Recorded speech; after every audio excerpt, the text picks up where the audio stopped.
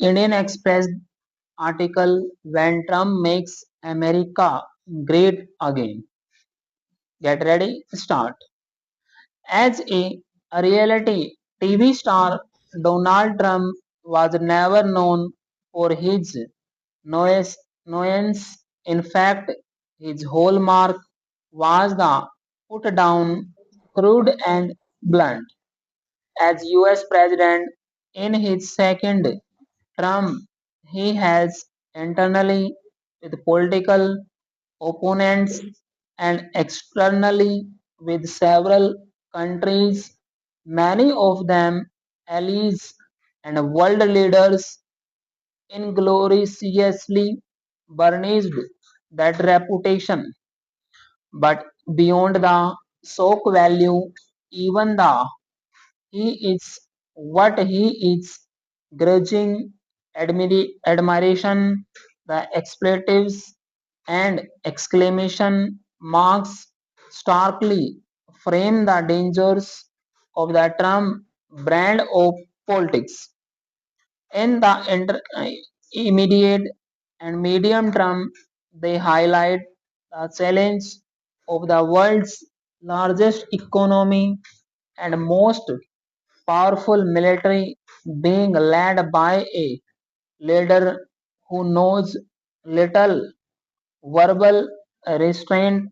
More disturbing is that there are no adults in the room to rein their boss in, to tell him that you don't urge people to throw out a brutal regime and then call them crazy who belong to the Stone Age.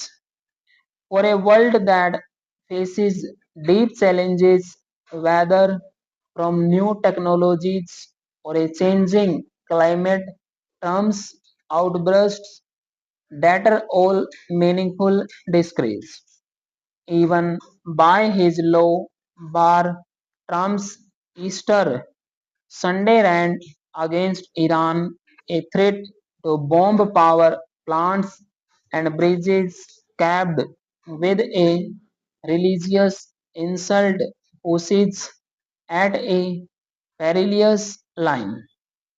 It signals the depending of a trend that leaves no room for either enemies or friends to make compromises or common cause with Washington. How can Iran or many of the US allies in West Asia justify engagement with a country whose leader mocks and insults?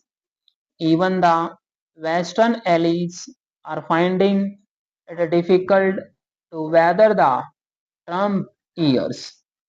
Take Emmanuel Macron during Trump's first term, the French president was commended for keeping lines of communication open.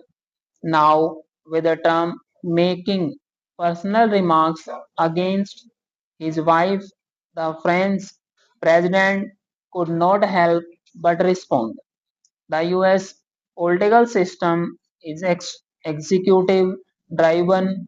Every occupant of the White House in recent memory, for all their rhetoric, has put American interests and even ex- exceptionalism first.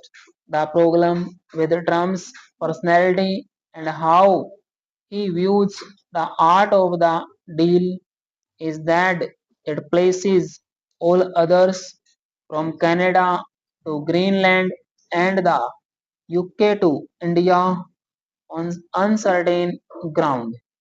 The fact that the US system is unable to check its worst impulses will, in the long run, diminish both its image and power.